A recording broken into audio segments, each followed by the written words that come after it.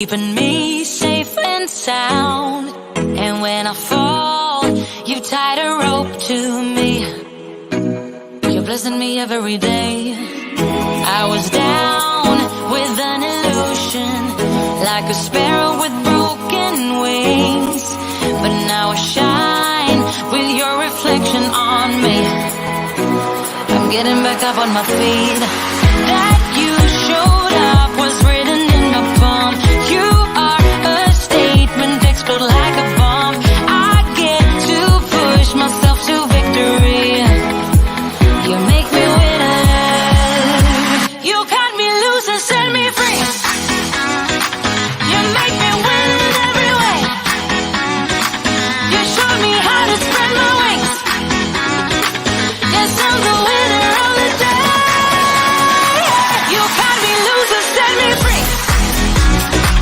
You make me win in every way. You showed me how to spread my wings. Yes, I'm the winner of the day. Yes, I'm the winner, yeah.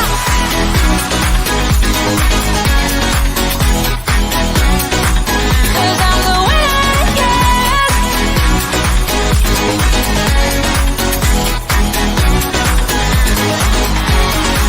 Am I awake or am I dreaming? So far gone, I won't look back. And when I move, there ain't no stopping me. You're pushing me up to the top. I saw the clouds looking angry, but then the sky reached my mind. And when I spaced out, I see the possibilities unfolding the way that I want. That you showed up was written in the palm. You are a statement, explode like a bomb. I get to push myself to victory. You make me winner. You cut me loose and set me free. You cut me loose. You make me win in every way. Win in every way. You show me how to spread my wings. Yes, I'm the winner of the day. You cut me loose and set me free. You make me win in every way. You show me how to spread my wings. Yes, I'm the winner of the day. Yes, I'm the winner, yeah.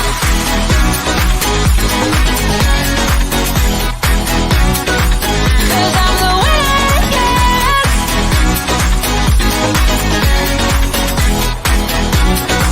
'Cause I'm the winner, yeah, yeah, yeah. Ooh, yes, I'm the winner, yeah.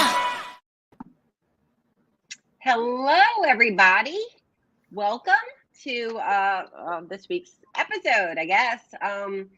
I do these occasionally, and I appreciate anyone who joins. Now we're live on LinkedIn, YouTube, and Twitter with Jenny Anderson. Hello.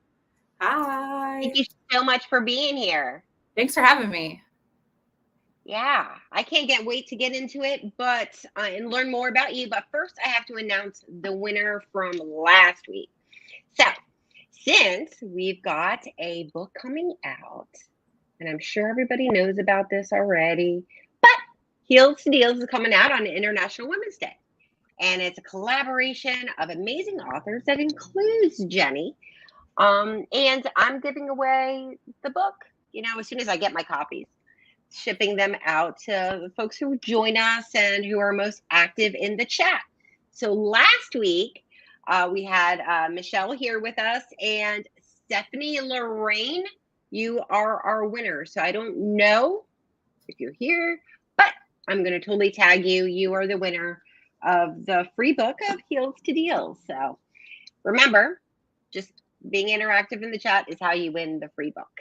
So Jenny, I can't wait for everyone who doesn't know you, in case there's people out there in the world who don't know you, to learn more about you. So tell me about yourself. Yeah, thanks. Jenny Anderson. I am the founder of an organization called Maggie, which connects women from underrepresented communities, non-traditional professional backgrounds with high-paying jobs in tech sales. I changed my own life through tech sales, and I want to be able to give back to women everywhere in the same way. I also, as my day job, outside of my passion and purpose project, spend my time leading a sales team at Data Robot. That's awesome. I love to hear that. So we're going to talk about industries, right? That's what you have this post where you were talking about, women in various industries, and tell me, what are your thoughts around that? Yeah, I went through, I had this idea for Maggie this time last year, almost exactly a year ago. And I took to LinkedIn and I connected with a lot of really awesome people who were like, I think that you're on to something. And some of the calls and conversations I've had over the last year have even been with people who were asking me to join their sales boot camps or sales training organizations. And I had a conversation with someone last summer. And in this conversation, this man who was in charge of training at one of these places said, we get asked all of the time for more female sales talent, and we just have such a hard time finding it. And I mean, it's got to be, I think it's just because women don't like sales. They don't like the high pressure environment. And I can't even tell you how quickly my bitchometer went into full Yeah. effect. It was just like, I was so stunned that someone in this space would say that, who was supposed to be democratizing access to tech. And I just was so angry. And so I started doing some research around, okay, well, what are some high pressure industries that other women work in that are female dominated? And those industries like nursing, teaching, social work, right? All high pressure jobs that women make up the majority of the field. And then I started doing research around, okay, well, why don't women pursue sales? And I found out that that's a giant wad of BS, that women actually make up the majority of sellers in industries like real estate, insurance sales, real estate, and as we all probably know, multi-level marketing, which I have very big opinions on. And I was like, well, why on earth would women pursue these commission only sales jobs? Right? And not pursue B2B sales where you get an income, you get a salary, you get bonuses, you get promotion potential. And so I started, asking questions, and I'm in a lot of Facebook groups that are really focused on women who want work from home opportunities, women who are, have the same opinions on MLM that I do, women that have, that are in moms groups that are local to me. And over and over and over again, I heard that the belief that, oh, well, I don't do sales because it's pushy. I don't do sales because it's slimy. I don't do sales because it's commission only. I don't do sales because I'm not good at sales. Right. And I just what? Why women are uniquely good at sales? There's not a woman on this earth. You could not convince me that there's not a woman on this earth who hasn't argued or negotiated with a parent for a later curfew in her teens, or who hasn't negotiated with a toddler on bedtime or screen time, or that hasn't been 100%. nosy and going down the Facebook rabbit hole on, a crazy ex or some crazy person who had a post. We are just so empathetic and nosy and good communicators. No, we're good. We're amazing at sales. It's just the cultures that have pervaded and been created, and the stereotypes around sales that keep women from it. So you would say it's basically the perception as well as sort of the bias. Absolutely. Absolutely. Would that be accurate? Yeah, for sure. I think I was really surprised by women who I know who are very, very smart and intelligent, are able to research on their own, and are struggling in some of their fields with affordability in their local markets, and trying to have an income that allows them to be a first time home buyer or whatever, insert whatever challenge. And I kept hearing things like, oh, well, it's commission only and it feels unstable. I heard that a lot. It feels unstable. And I'm like, whoa, holy smokes. Sales gave me far more stability. Like, I'm a person who like literally spent time living in a motel, right? Who like 6 years ago was very legitimately on food stamps, raising a family. Like, my B2B career gave me far more stability than any other job I could have possibly pursued. So I'm like, Same. I would say the same for me too. Yeah. Yeah, no, I found stability in software sales. I used to manage a cigar bar, right? Where I had a conference room where I used to have software salespeople come in, and they would reserve the conference room, and I'd be like, and then they would take their client for cigars and be in my private smoking room, and I'd be like, that's it. Like, you've done your thing. Now you're gonna have cigars and sign your contracts, and you're gonna go play golf. Like, that's it. Yet I'm here working nights and weekends, like unlimited hours. Yeah. It doesn't make any sense. So I'm like, oh, I need to get in that, right? And that's how I got into software sales. I feel like I've been in sales forever, but that's how I got into software. So besides the perception of sales, actually getting in the door of So many barriers. technology companies, I think, So many barriers. has been a struggle for a lot of people. No, I agree with that. I talk a lot with the women at Maggie. Like, I wish that sales boot camps and programs like Maggie didn't have to exist, but unfortunately we live in a world that they do, because that getting into tech is so challenging. There are all of these barriers that exist. So the first is, if I'll use myself as an example here. If I am a career woman who is a retail manager in rural Tennessee, and like, I don't know software sellers. My perception is that tech sales and the tech industry specifically, those are for big cities, right? So that's my first barrier, is even realizing that like I have access in my small town being a remote worker to these jobs. So like, that's one barrier. The other barrier is, I think, that some of the imposter syndrome that we face, right? Like, oh, though I get it. Software sales is a career and it's lucrative, but like, it's not for me. I don't have a degree. I couldn't do that. Like, I don't have robust sales experience, so I couldn't do that, right? Like, it's just, so you've got like this imposter syndrome that then is a barrier. Then there's the barrier with actually breaking in. Like, nobody teaches someone how to write a resume for sales, right? Which focuses more on numbers and results than like roles and responsibilities, like other industries and roles and professions do.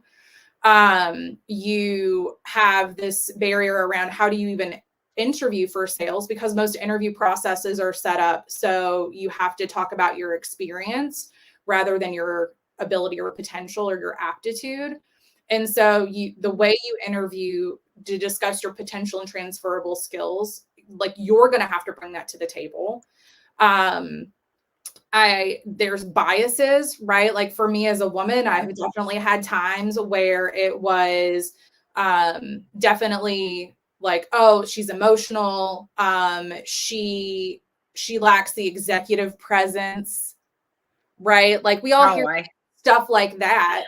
And it's just like these kinds of like just barriers that continue persisting. And then we have like the arbitrary barriers, like the fact that you need, like I did research earlier this week. I did like 40 job listings looking for remote SDRs, BDRs, entry-level sales role, right? 75% of them required or preferred a degree.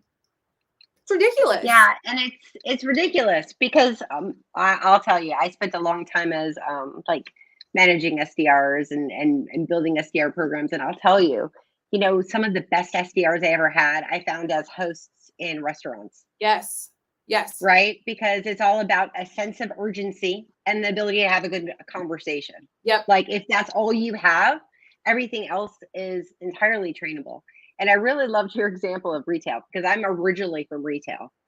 And, asking a SaaS leader to give you the profitability by square foot for his staff.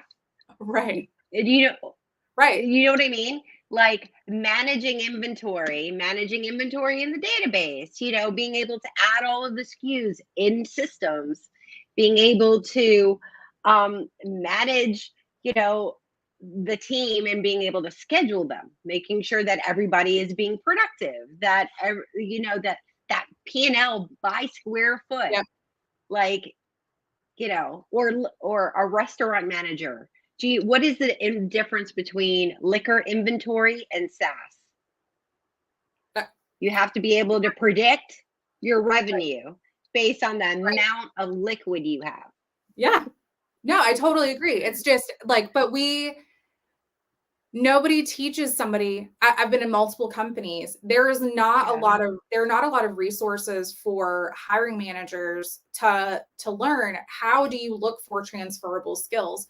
I'm fortunate that the first company that I worked for in B2B sales, like we had, like hours and hours and hours of interview training that they would like drill into us. Whenever you take an interview in, like, or take a resume in, you are looking for any reason possible to call that person. But what most often happens is that whenever somebody screens a resume is that they're looking for reasons not to call. They're worried about screening out. And I know that like recruiters are going to tear me apart on this, but even whenever we look at how we apply to jobs through an applicant tracking system, they're very much worried about filtering candidates out because, you get 100, 200, whatever applicants into one position. And this is like, pre-pandemic, who knows how many applicants we're getting now? It's probably much lower, but you're getting all of these applicants in and you have to figure out a way to like find the best ones. And so you create this, again, kind of arbitrary profile. And that might be a degree requirement. It might be a years of experience requirement. And so there could be knockout questions that keep somebody who doesn't have that exact experience from even getting noticed. And then we're putting that in front of somebody to take 6 or 8 seconds to look over. Like, it's baffling to me that anyone gets hired sometimes because there's so many barriers to actually getting in. And then, like I think that there's, I had a class on this called career hacking, which is around like networking your way in. And consistently in talking to salespeople, I hear that all of the time, right? Like, oh, well, I got a connection or I networked my way in. But again, if you're not somebody who's in SaaS or if you're somebody who's not on LinkedIn, like a lot of like my students are, then how do you even find a network? How do you even find an introduction in? How do you even start learning these things? Because they're not widely available. It's not like somebody's putting content out into the world saying, hey, rural America, there's, $100,000 job. It's just around the corner and there's only one candidate for every 12 job openings. Come find them. Like nobody's saying that. No, you're right. And that's why I love what you're doing on TikTok as well as Leslie, with trying to get that message out there that the jobs are out there. And I definitely think that people need to be more aware of the value of those transferable skills and that I don't have a college degree, and I do sales enablement at Salesforce, right. But I've been in sales for a long time.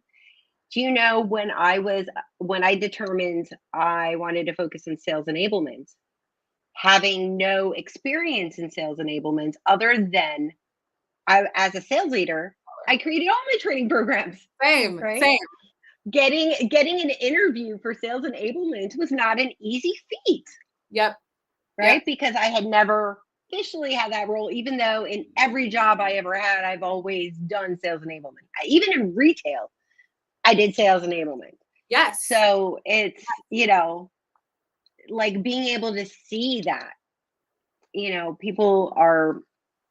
I see a lot of posts on LinkedIn about shortages in the job market. And, it's amazing to me that people aren't really looking at the value people bring. And I talk a lot about the idea of culture add versus culture fit, looking for the people who are different, who bring something unique to the table. I think there's got to be more value placed on that.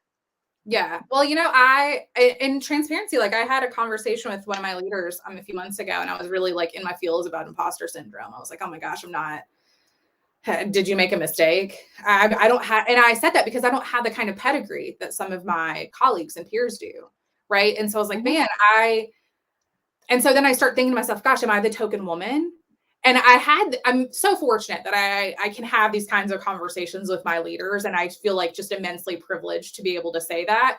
But I remember having this conversation. I'm going to get in the feels about it now. But he's like, Jenny, like I hired you knowing that there were things that you didn't know and that your background didn't look that way, because like you bring a very different perspective to the business than what your peers might, right? And they have a different perspective than what you do, and that's what's going to make us a powerhouse.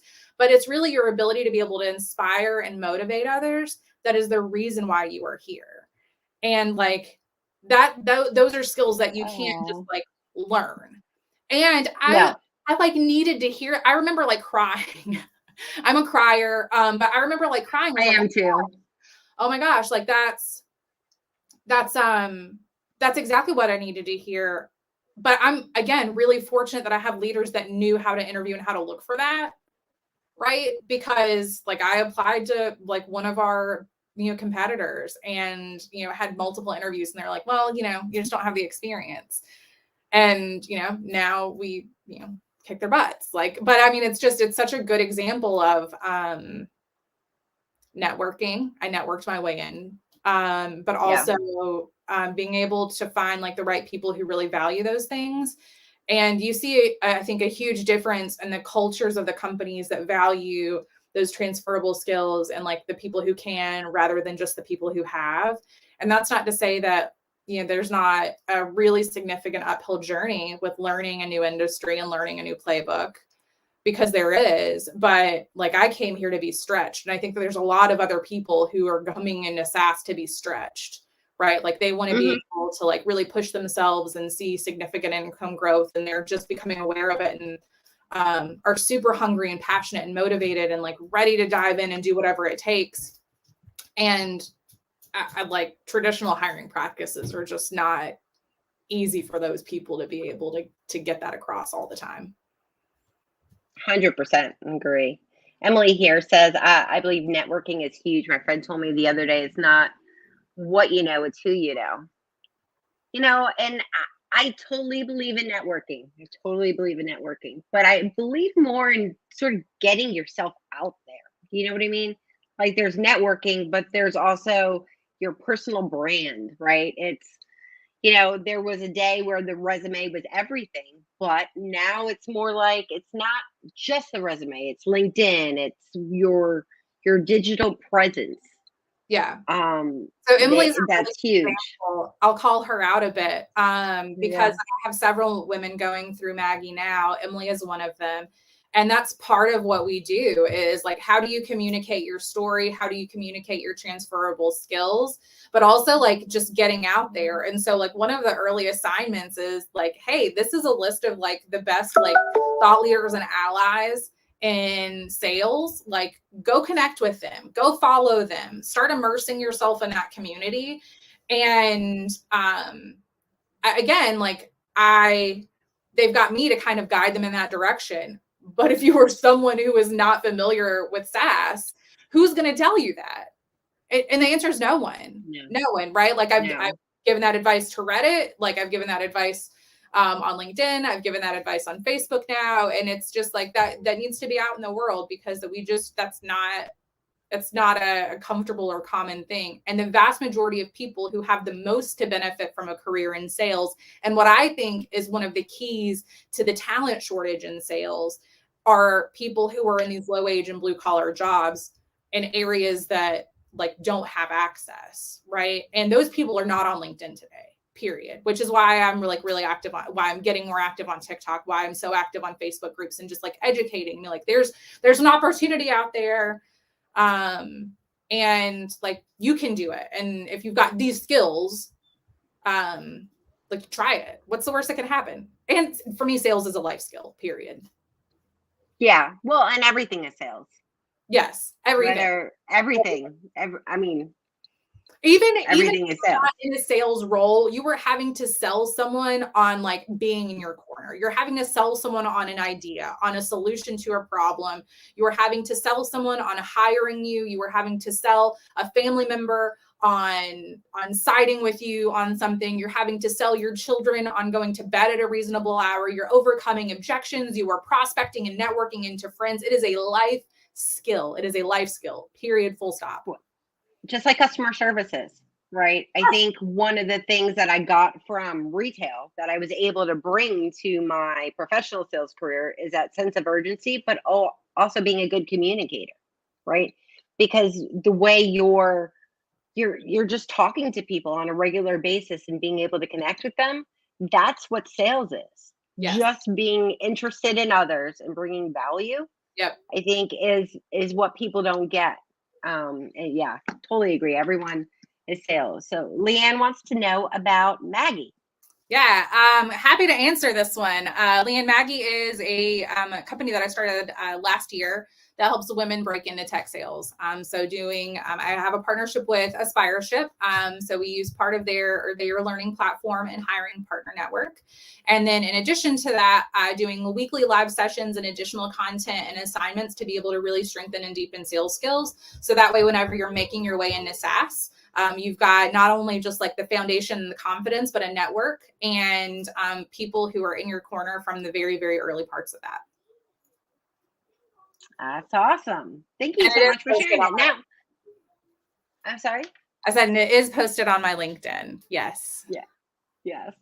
So the book, tell me about your chapter in the book. I have not had an opportunity to read all the chapters. I'm hoping I'm going to get my books right before we go for the book signing. So like I can like read the whole book before I get there, but tell me. Yeah. My chapter, I really kind of approached it from a personal level, like what my own journey into sales was. I think like a lot of women who are in the book, it wasn't like this really strategic decision that I made at like whatever age in high school. It was luck. I just kind of found my way into it. I was kicked out of college for bad grades after 3 semesters. I had zero focus. I came from a poor family. I had to have a job. I kind of found my way into a administrative role and then like moved into sales there. And then I remember my mom telling me, I came home from doing a trade show where I was like doing demonstrations. And it was local. It was nothing big. It's like, I'm so embarrassed by even what it looked like now. But she said, I said, if I could just talk to people all day and learn about them and then figure out like, if I had something that solved their problem, that's what I would do. And she's like, oh, well, that's sales. I was like, no, that's not sales. That's not sales. Like, because my perception of sales was like the insurance guy coming into my house and pressuring my mom for 3 months to get her to buy something. Mm-hmm. My impression of sales was the Mary Kay consultant coming in, throwing some makeup on somebody's face and then hounding someone for however many months. My impression of sales was the car guy who was just trying to push me into a car because that's the only car that he was like trying to sell to be able to get a spiff on, right? That was my impression of sales.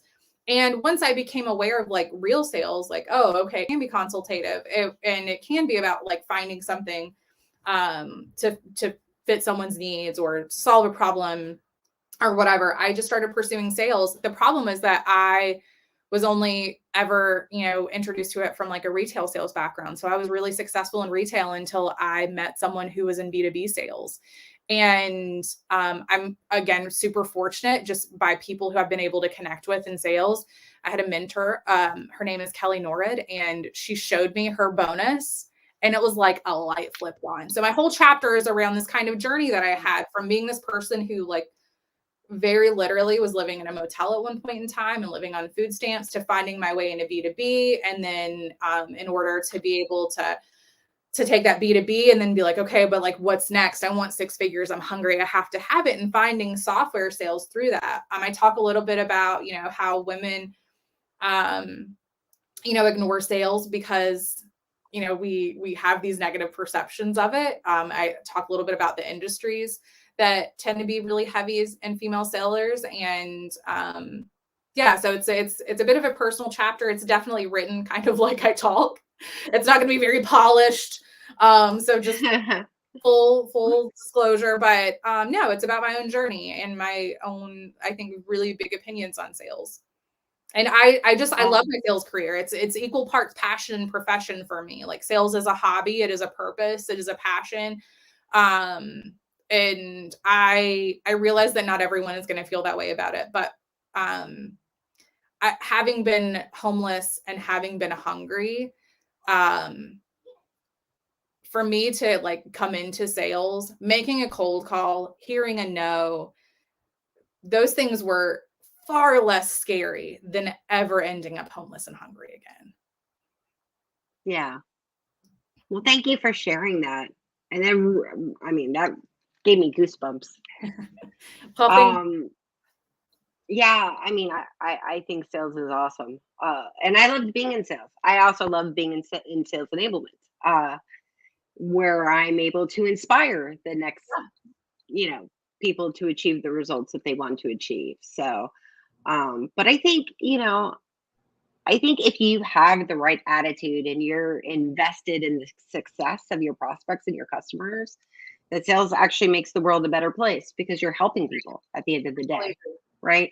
Fully agree. And so if you look at it like you're making the world a better place by helping people, that's a very different perception of sales than that used car salesman. No, I totally agree. I mean, you get to be curious and ask questions and be pretty nosy, right? And you get to, like, we're all fixers. We've probably all been in a relationship that we probably shouldn't have been because we were trying to fix someone or something. That could be a friend, it could be a partner, right? And so you also get to like fix things and connect with people and bring value to them and help make their lives or the lives of the people in their company or their business results better.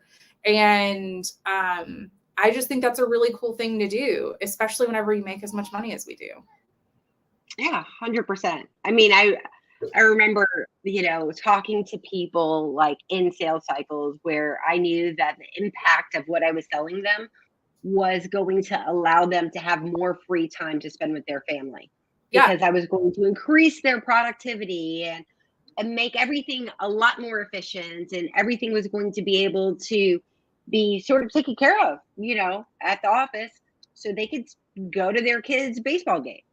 It's the end result of how you impact people that makes a difference. So if there's anyone out there considering sales, I hope you're ready to get on board, right? But thank you so much. We're at 12:29. This time always goes so fast. It feels like it's like 5-minute conversation. I know. Thank you so much for joining me. And thank you everyone who joined us live. If you're joining us in a replay, I appreciate you too.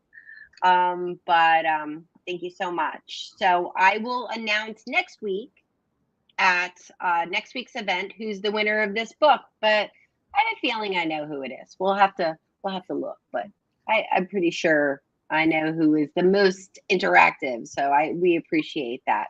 So next week I am not live on Friday. I got things to do. What can I tell you? But I do have on Wednesday night, I have a killer panel of some of the co-authors from the book sharing their stories. So I'm going to put this up. Please join us, and we'll see you next time. Bye.